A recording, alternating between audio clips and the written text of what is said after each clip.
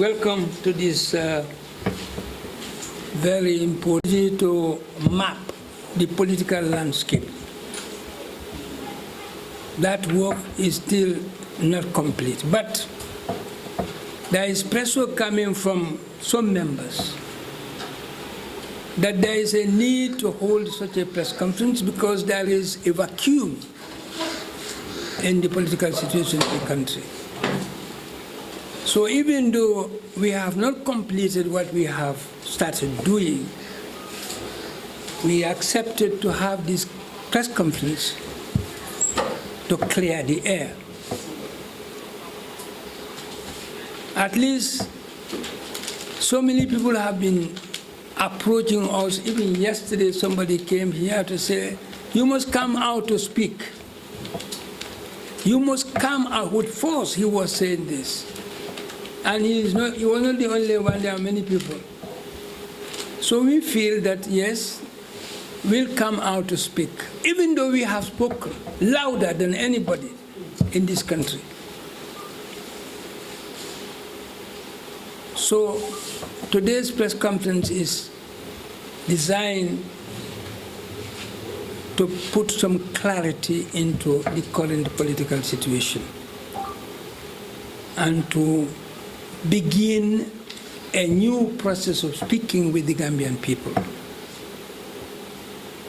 So without much ado, I would ask Khalifa to come and do his presentation. Thank you very much. We are here gathered for a purpose. And the chairperson of the Central Committee has explained what we are charged to do.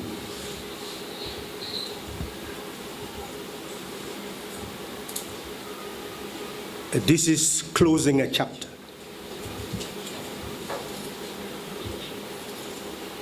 Of a beginning which started on the 2nd of December 2016.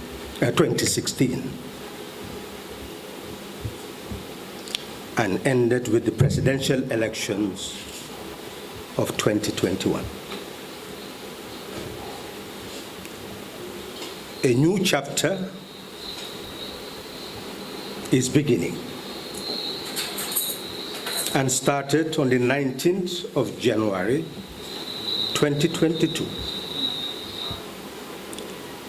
when the person elected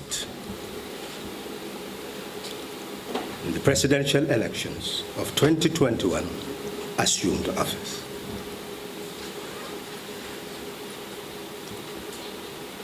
The Gambian people are asking for a conversation. And Pdois has the institutional memory, having been here in the First Republic, Second Republic, and a transition that no one expected. It is well suited to open up this new conversation on the way forward for the Gambian people. We are not here out of our own volition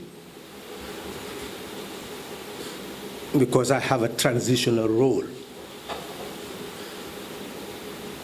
I've already indicated what is best suited for the political situation as far as my person is concerned. It is now left to the Central Committee to ultimately decide when it is best to carry out such a wish. But we met and engaged in vigorous conversation within ourselves to find out why Pdois is where it is, whether it is relevant for it to exist, an existential question. And having lived long enough and served long enough It is no longer an academic exercise for us. It's a life and death question for the party and life and death question for this nation. So our conversation is not an ordinary one. And we would have wanted to wait until we complete our exercise before facing you. But within our ranks, it was made clear that the Gambian people are still in need of a voice, of clarity, to be able to make sense of what is happening. From our own point of view, you have a government. You elected that government. We are a government in waiting. If you desire to entrust your powers to us, it is the government that is elected that should be speaking and explaining. For us, we should hold it into account on what it is doing. But it is for you to examine whether the promises are being fulfilled and prepare yourself for another election. Because you own this country and you entrust power just for a time.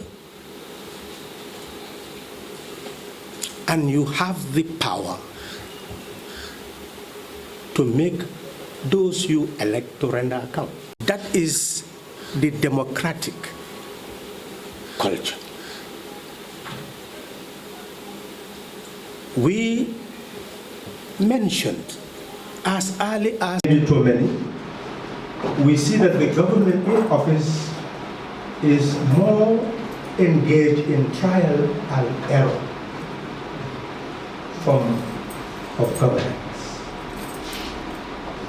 than a strategic one directed by a transformative agenda. It's an opinion. They may wish to disagree, but we want a fresh conversation, a constructive one. They can engage us in a debate on the issue. And that's what Pdois intends to do in this coming 4 years, going to 5. To begin to put the issues on the fore and for debates to take place so that the Gambian people will be clear regarding the future of their lives and that of their children and children's children. But why trial and error? The first act of this government is to establish what it called a caretaker government.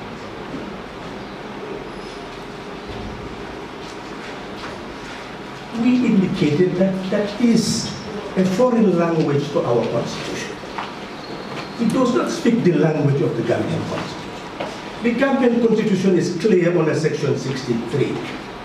One, that the term of office of the president is 5 years.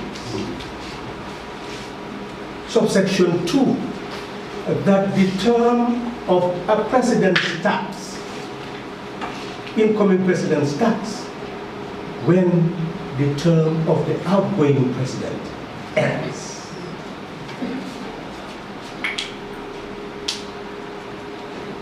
The current president was the incumbent. As soon as he assumes office, a new term must start. And section 76 of the Constitution is clear that executive power resides in the president, which she could exercise directly or indirectly through vice presidents and ministers. So when the term of a president ends, the term of all those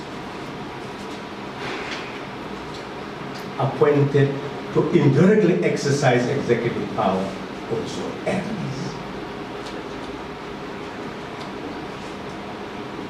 So from our own perspective, governance must be based on fundamental instruments. And if you don't know those instruments, and you cannot safeguard them, and you cannot be guided, then something is wrong.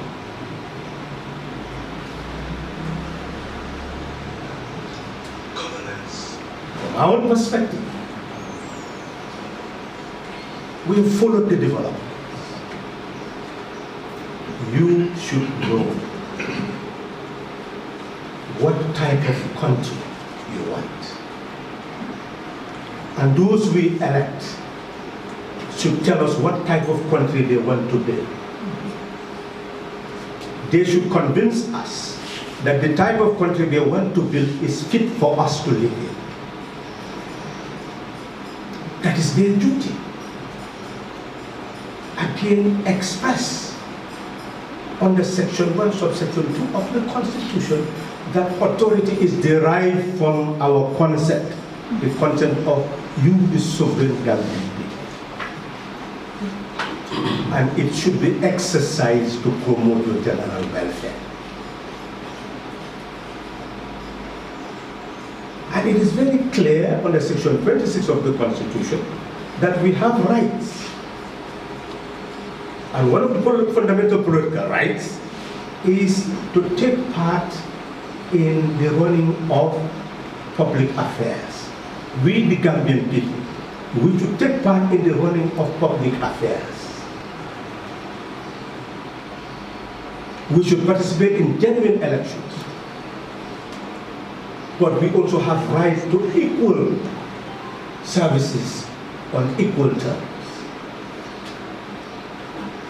That is why you have a budget.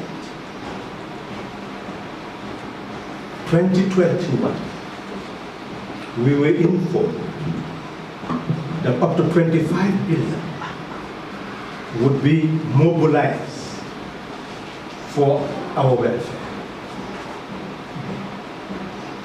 It was clear that we depend on taxation and non-tax revenue. But out of 13.7 billion, 12 billion from taxation, only about 1.5, 12.2, 1.5 from non-tax revenue. So the productive base of your economy is very, very narrow. Agriculture contributes, they said, 18% of GDP. Manufacturing or industry, 20% of GDP. And services, 58%. The other 7% from other sources. But look at your agricultural sector. When the government was being supported out of goodwill, that 2016 marked a transformation in Gambian politics. Never in the history of this country had change ever come through the ballot box since 18 February 1965 until 2nd December 2016. And it came about under very difficult circumstances, which the world understood. And this country earned the goodwill of the world. Consequently, a lot of project grant, budget support. And the dream was that this was going to continue. So consequently, they had mighty plans. Almost 29 billion in expenditure for 2022 as a plan in 2020. But without the building of the productive base of the economy, You will just simply rely on taxation and grants. And when the economy is not growing, businesses are not earning more, if you impose tax on them, you make them to collapse. So there is a limit to the tax base as a source of revenue. And if you don't have no building of your non-tax revenue base, then you have to rely on grants and loans for, let's not even call it survival, because that will not lead you to survival. Let's say for vegetation. I'm selecting my word. Because in 2021, there was over $81 billion in debt oil. And it is very clear in government policy that they can no longer take loans with very high interest rates and short duration. So the loan package has also become limited. COVID-19 enabled the country to even push the payment of the debts forward, debt servicing forward. But now it is going to catch up with us.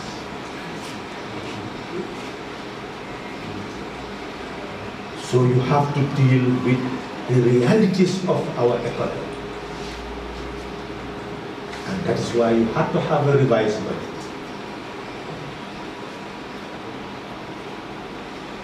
It is important then for you to realize that the major illness of our economy is the absence of injection of investment in the productive base, so as to ensure that we earn more by our own will and might than to depend on international assistance. We have reviewed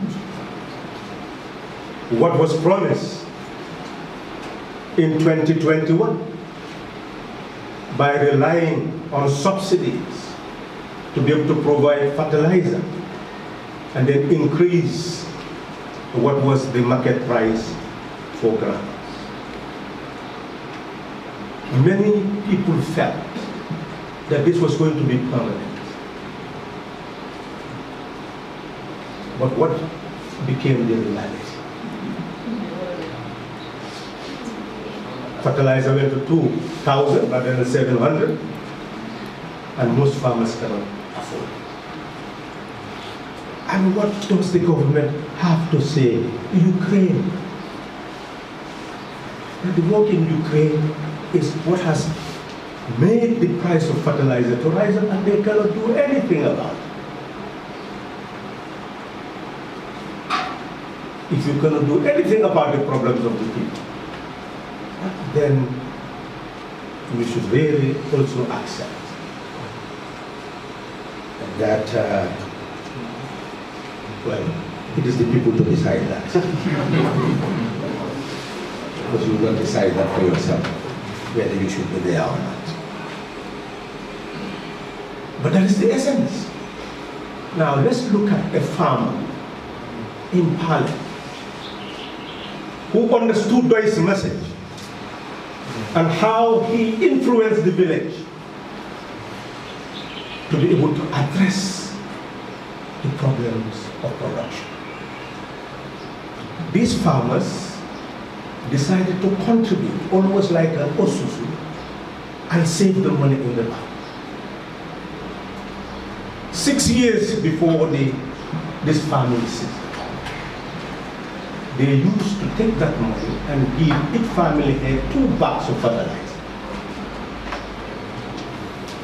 And then you continue to work, and when you sell your crop, you pay without interest. They did this for 5 years. First year, 2 bags. Second year, 4 bags. Third year, 5 bags. And it goes on that way. But this farming season, the price of fertilizer went to $2,000, and they could only give those people 2 bags instead of the 6 bags, based on what was incremental in their earning capacity. And they too are being told that Ukraine is the problem. So you go to even the farming community now, Ukraine war is an issue. But let's look at simple economics. Every input in production will reflect in the cost of the product, and in marketing, that cost will reflect. So the 2,000 you spend on fertilizer used in farming, ultimately the groundnut crop should also yield an equivalent sum that will take into consideration what was spent. So if you have planners who are indeed planners, they should be able to envisage the production level, the international prices for the crop.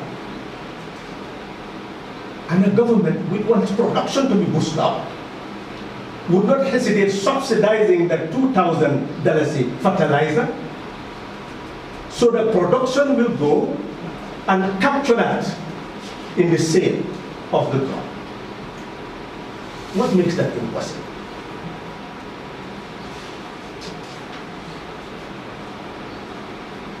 So essentially, governments must be governments of thinkers. That's why governments are governments, in direct exercise of power by the people. Why should I give you my might to exercise if you cannot serve me?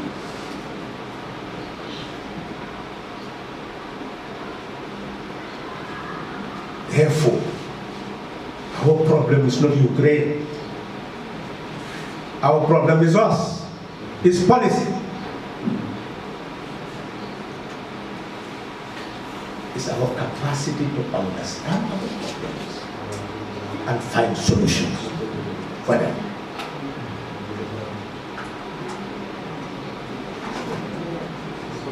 You look at Gambia, we are importing most of the things that we are consuming. In 2020 alone, over 1.2 billion in terms of cereals,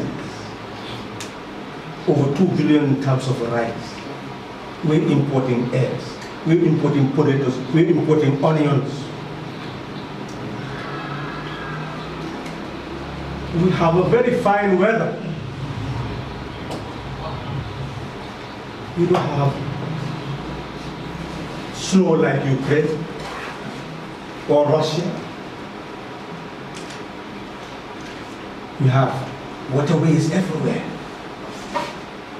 underground water sources. Others will come and go to a farming community, sign contract with them, and they will yield their land. They'll use the same farmers to go and grow bananas, export it, and make millions. And the alcalos of our villages and our village development committees will be sharing people and continue to cry about the lack of homes. They have to seek charity. This south from that fund, to be able to have homes. But somebody else is using our land to sell bananas outside, make foreign exchange, and does not need charity to build the boreholes or use any facility that is necessary to sprinkle their farm.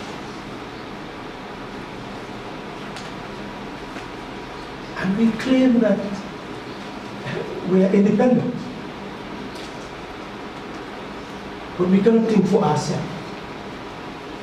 Use our own resources for our own development.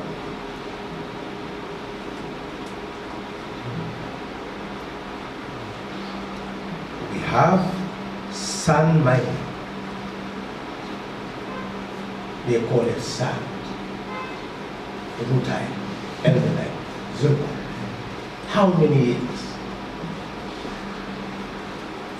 They said your mobile phones need these things to be made. So it means that this resource is needed for eternity. How much do we have? Is it restricted to that area alone? Who is doing any form of prospecting to know what we have? For decades, First Republic, Second Republic. That's some claim, they were doing better, So you compare the first and the second and no republic. So you compare governments instead of examining the state of existence of our people. How are we living? How did we live in the past? How did we live in the Second Republic? How are we living now?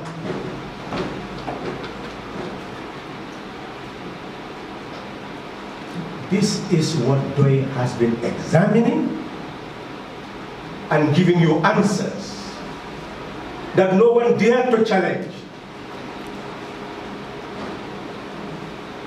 The only challenge I ever have, and I don't want to really bring certain things and lower our press conference here, stopping the environment for somebody saying that he's a capitalist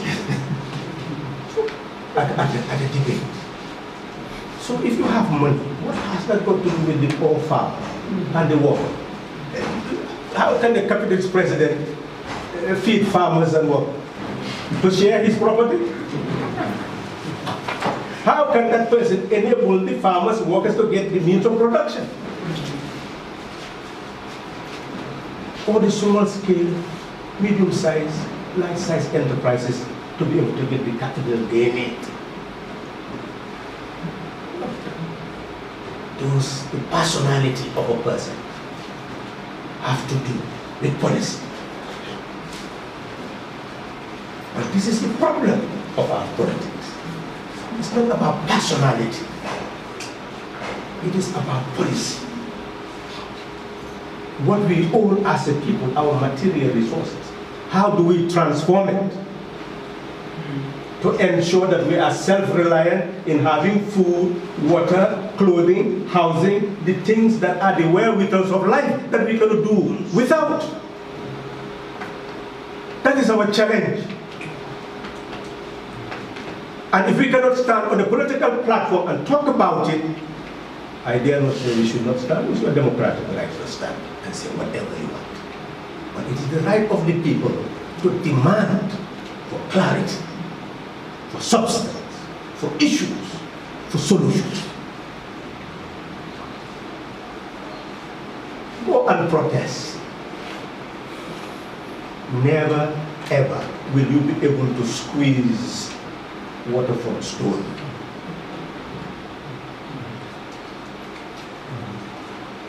If you do not select the governments that can have the policies which can be put into operation to address your needs and aspirations, you are done for.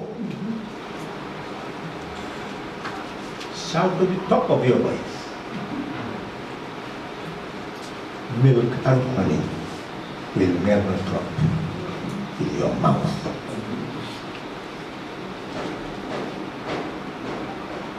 It is your duty to own your mind, and it should guide your heart, and you make the right decision. Then you can tell those people, well, if you don't make the right decision, you promised it, then don't even come up here to talk to me.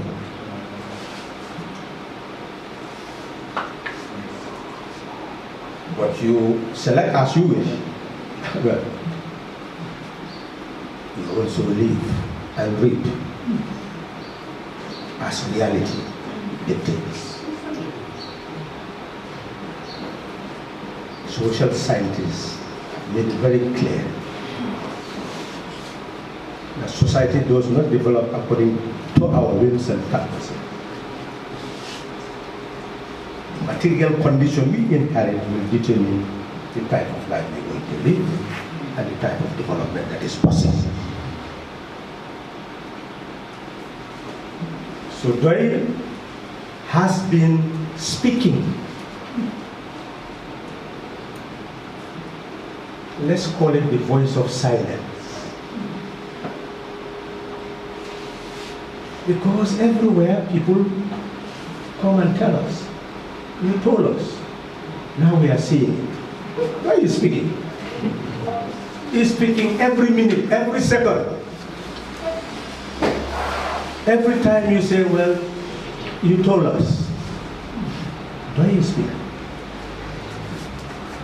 You just want us to stand like this again and speak and speak and speak to you what we have said over and over again. And you continue saying, they're just repeating themselves.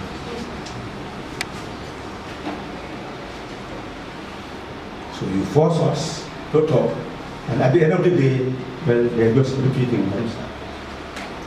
Very structure.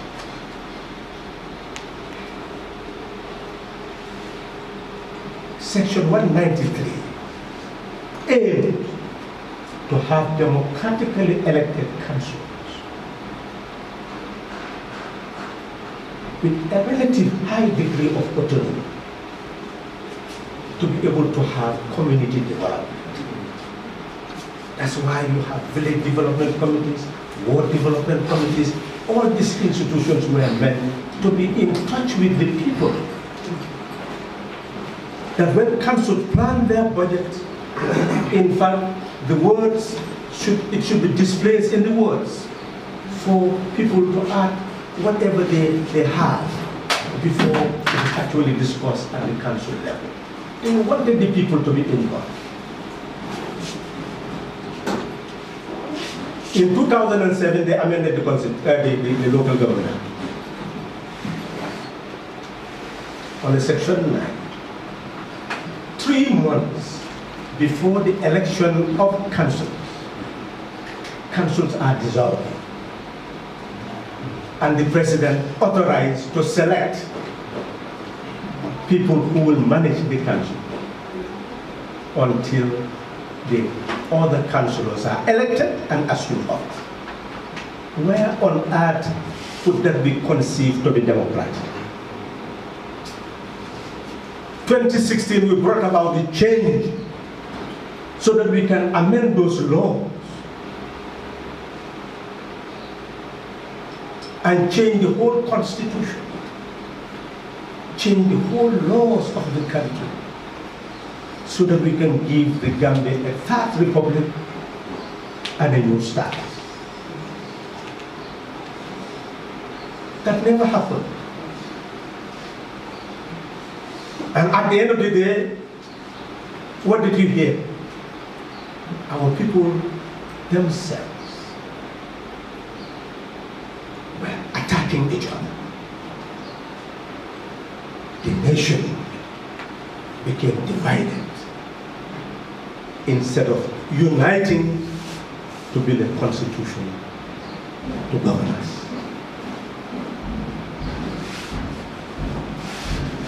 It is important for Pdois to take the initiative.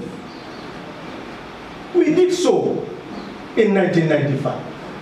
We did so in 1996. But where are the writers writing about it? Where are the researchers researching about it? You've had a whole TRRC, a history of how this country moved back into civil democratic rule. It was a struggle led by this party, with decrees imposing absolute tyranny by condemning and punishing freedom of association, freedom of political thought, like Decree Number 4.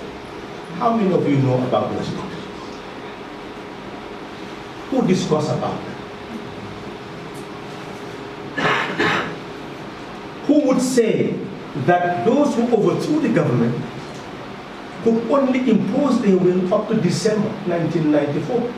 After that, it was all consultation in order to move back to a system where you would hold power to decide who should run your affairs. But that whole history is hidden because you would have seen the value of Pdois just as you have seen it in the impasse. The Central Committee has reviewed that. I have seen the need that we will rewrite the history of that period to make it accurate for you to see the value of Pdois, not only in how many votes it has, but how it has helped to lead the country from behind at critical times. There is no doubt that the current local government structures cannot serve the communities. And those who are running them know that.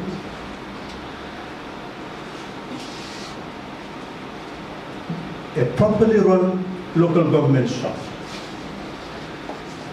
must be able to build all the secondary roads. There will be devolution of power where health centers will be put under their jurisdiction. Public health services will be put under their jurisdiction. Educational facilities will be put under their jurisdiction. Housing facilities will be put under their jurisdiction. They are meant for community development. Because the national government is there. And they are there with the grassroots. And that is why, in terms of our policy, we have said, and said it right, that you have to change the whole planning structure of government revenue to ensure that balanced and proportional development takes place from the government budget. You must have the planning at the grassroots level in mind so that the councils will bring their budgets and they'll be evaluated, examined, and see which projects are actually going to facilitate proper drainage facilities, proper road facilities, all sorts of infrastructure. And that will be taken into consideration in the actual planning of the government. So that when resources are to be allocated, councils will have their fair share to facilitate. But not only that, the revenue earned from the local structures must be retained to facilitate the development that are required. That's our policy. That's what we are talking about. Which party has ever made such pronouncement? Which government, since the first republic, second republic, even this existing government? But that is our policy. If you do not put it in office, we cannot implement it. And you will continue to say, show us what you can do by building a borehole there, by building a school there. It is Pdois that has built this borehole also. Yet Pdois has been here, running a nursery school where those who went to those schools are now having their PhDs. Many young people with journalism have gone everywhere. Now they are everywhere in media houses, owning media houses. Thousands of people who lost their land before Pdois made them to get their land. Thousands of people lost their jobs. You know, our publishing houses made them to gain them. We run our social clinic that had enabled people to save millions and earn millions. And never beat our chests to say that we are doing that, because to us it is national service, public service.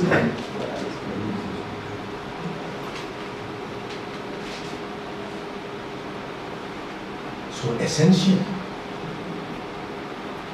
Everywhere, whenever you have your prize-giving days, who do you turn to come and inspire the young? We've been here for national service. We've given everything for national service.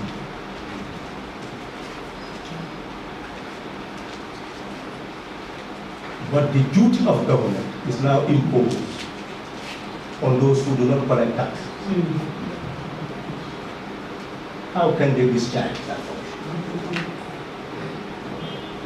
So it is important for you to bear in mind that unless you entrust the national coffers or the local coffers to a party, don't demand for services. Otherwise you are being, I can use the term, I should not say anything here that will offend anyone.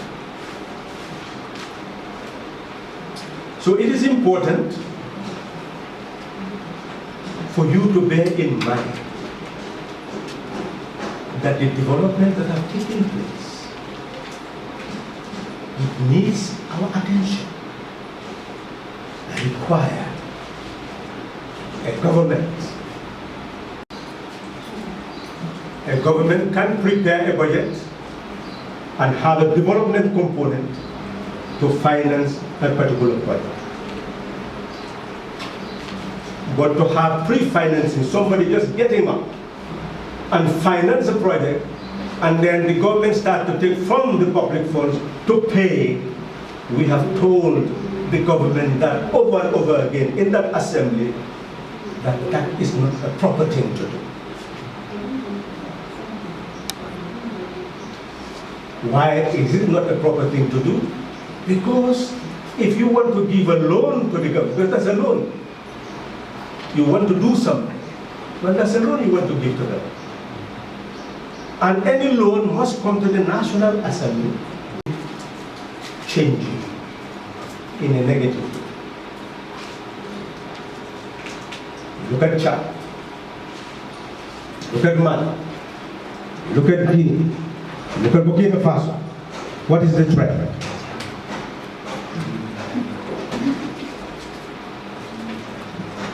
The patriots have taken over. The constitution is suspended. All borders are closed. And it's our duty to fight terrorists. Instead of food, water, housing, now fighting terrorism is the fundamental objective of the government. And those terrorists are the sons and daughters of the land, or the suffering, who were alienated from states that never provided. I expect questions that will be asked to clarify further what you have not understood in what has been said by him. Two, you ask questions on all the burning issues, topical issues of the country, so that we are able, before we leave this room, we are able to throw light on all the dark corners that are currently the topic of the nation. So questions? To answer your question, you established a national development plan and only 10% was funded. But clearly, I don't know whether you call it a success story. So essentially, definitely the national development plan has not in any way been successful. All the projects in terms of cattle, sheep, fish, they had all sorts of estates. I would advise that you join us on the 13th of November to see how comprehensive we have analyzed and how comprehensive we are going to analyze the fate of the National Development Program. But clearly 10% is sufficient indication that they have not achieved the goals they set for themselves. And we don't believe that those goals were properly set in the first place. And because it was a transitional administration, it needed other goals than the goals they set from our perspective by the National Assembly. So, what is important is for all of us to understand that yes, we can criticize all these things, but ultimately, you elect representatives. And before you elect them, they come before you to seek your mandate. And when you elect them, you also have to take a responsibility for what they do. And when we criticize, you have to take note of what we say. The ultimate consequences of that is to be able to be a good decision maker in the future, to prevent recurrence. We will be having an engagement with the Gambian people. Here, I think, is on the Sunday, the 13th of November. We wanted to have this in July, when we had our anniversary on the 31st, to ask anything that we want to know about them. That is how transparent and how accountable Pdois intends to be. We will accept all our weaknesses, and we hope you will recognize all our strength. And together, we can work to overcome our weaknesses again. Those who have the capacity to change should not be in a state of despair. Here to think, here to struggle, here to take charge of your destiny, here to win. The Gambia is our hope. We must work to be the proud of the world, the pride of the world. Is that what was produced for the Gambia was specially for the Gambia? Why was that the case? So WHO is there, the world is accompanying us. Our government must lead as quickly as possible and ensure that we follow that company and continue to monitor the lives of our children in order to get the type of compensation for those families and our companies that we have imported those products, so that the company will pay should everything be found that they are condemned. It is also important that we join hands to search for the missing syrup. The media, the alcalos in the villages, everybody, the imams in the mosque, the priests in the churches, everybody who has something to say should be involved, so that at the pulpit, over the radio, at the village centers, they are able to talk about this syrup, so that we will reduce the type of loss that is increasing, as we say, daily because of use of this syrup. That is our position. Just a follow-up. Right, that the doctors who discovered the syrup must be commended and given tremendous support. What the government has to do is clear. They must work immediately to find out what went wrong. to ensure that, there are still some missing syrup. Unless we collect every single syrup, nobody should be commended for anything. This is an emergency.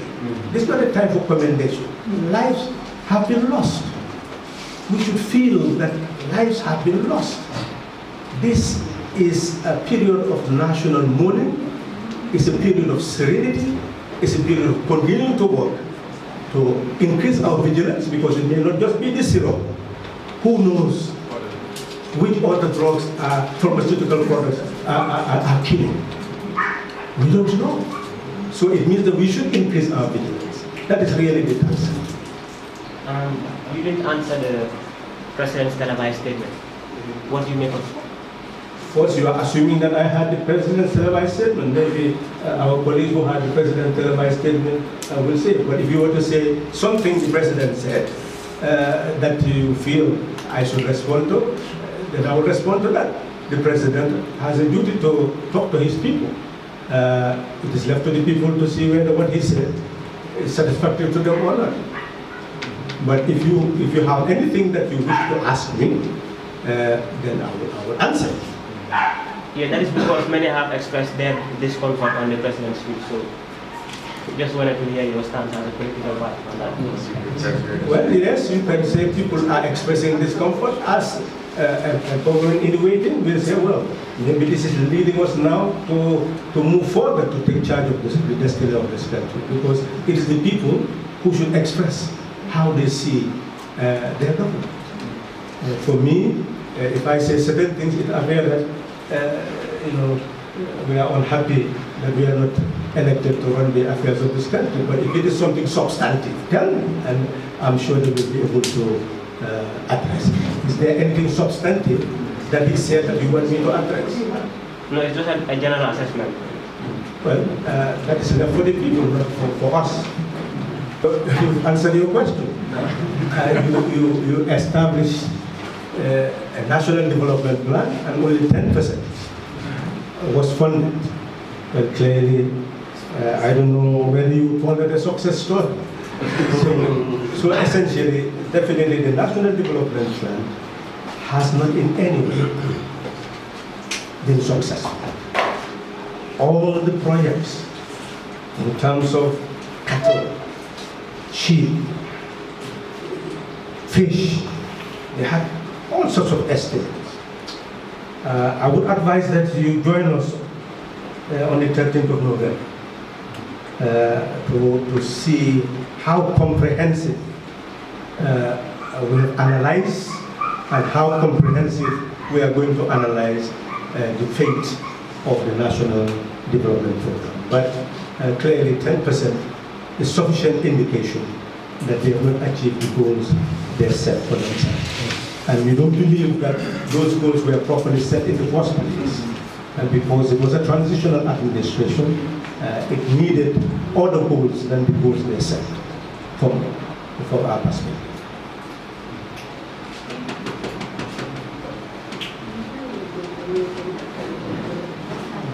Any other question? Thank you very much. The forum was restricted to a national one, to deal with your national concerns, and that will deal with the Pdois concern, what we want to tell the people in terms of our program to 13th November. But notwithstanding, we've made it very clear that the tourism that we have is not people-centered. Why is it not people-centered? If you want 100,000, 200,000, 300,000 people to visit the Gambia and have impact economically, then you must link them to the productive base of the Gambian economy. It means that in the promotion of tourism, you will tell them that we want to eradicate the poverty of our people. We want you to visit a land where you will find happy people, well-fed, well-clothed, well-housed, that you can move about with, chat with, without them being met. In order to achieve that, we would have promoted what would be produced by our people. Woven cloths, pottery, every design, fruits, honey, everything that we have that is good would become products from different villages, different communities. And you will promote that when they come to the Gambia, at least they should purchase one of those products and take it back as souvenir. And of course, that will build up the consumption of Gambian goods by 200,000 people, by 100,000 people. You are talking about billions being spent in the Gambia, but billions that will go directly to our people. That is the type of tourism we wish to promote. But that is not the type of tourism that exists today. Sorry, excuse me. The instruments are defective. I've mentioned one of the instruments where a president can dissolve the council 3 months before. That's a very defective instrument. You will see that in terms of the development budget of the council, you discuss it with the ministry, and ultimately, what are you going to get from that? You look at also the instruments that restrict you to 25% support of development budgets of councils. Well, who said that it should be 25%? Why shouldn't be a different system where you want a balanced and proportionate development of a country? And if you want a balanced and proportionate development of a country, then there can be devolution of services to council. In certain areas, they'll be responsible for the health, for education, for road building, different facility services that are necessary. And if you devolve those powers to the councils, then it means you need a project designed for implementation in those areas. And those could be the project designs and their calculation and the sum involved that will actually be set for consideration at the budgetary level. So in that sense, when you are allocating the resources of the land, you will make sure that that sum that will facilitate community development will go directly into the hands of the council. That is a better system of eradication of poverty in the rural areas. And that is a system that is not in place. What is essential is to articulate it, then build up the instruments that will ensure it, and of course it will happen.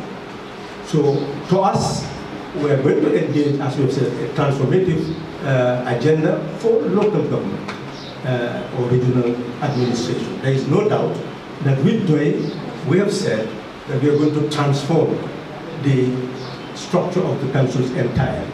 And one thing that we always emphasize is that while you are having what you are having, look at the works, look at the villages. You have village development committee without a treasury, without a budget. How will they bring about development? Yet they pay rates, they pay taxes, they pay licenses, they pay for their cattle, etc. We are saying that a better system is to ensure that there are village treasuries, and sums that are paid would actually go to those treasuries for development. And not only that, those entities will engage in production. Rather than allow somebody to come and sign a contract with an alcalde to produce banana and then employ the people in the village, we are saying that village itself can transform that plot of land into a village project where from the sovereign wealth fund of the nation, the village will be given means to be able to produce it, and then the marketing of the banana, and it goes, and that sum will go into the village fund. If places like Batokumkusani and Kato, that you are mining, then a certain percentage would have been an agreement between the national government and the village, so that it goes to the village coffers for development.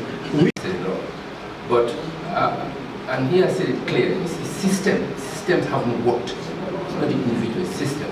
Right from the beginning of post-colonial era, the area councils have been built by the colonial masters, and exactly what they left here was adopted. Nothing has changed. The clearly stated in Johnson, nothing has changed. The system that the colonial built was collect taxes, pay the soldiers, pay the policemen to keep security, and make us clerks. That's it. And that's still what's going on. But what I really want to talk about is the health issue, since I'm a medical person. This is a wake-up call. Unfortunately, it's a very sad wake-up call that we've lost right now about 70 children. And we don't know, because 70 children probably is only in the Congo area, West Coast and Banjul area. We don't know what's happening. And right, the Honorable said, there's still some missing zeros. I question, why was this specifically made for Gambia? Why? Who is that businessman who went and said this is only for Gambia? Why? Was it a plan? Was it something that was deliberate? Was it by accident? But overall, it's a fault of we, the Gambians, the government. We are in a very dire situation. Right, Honorable said, and I have said it many times, we import 90% of what we eat. We don't know what we eat. Even the very oil we eat. Neglecting our oil processing factory here in Saro, it has been left dilapidated all these years, and yet we export our people. The oil we are having, the Honorable has rightfully said many times, sleeping oil. Very, very bad for our system. Kidney failure is rising. Seriously rising in Africa.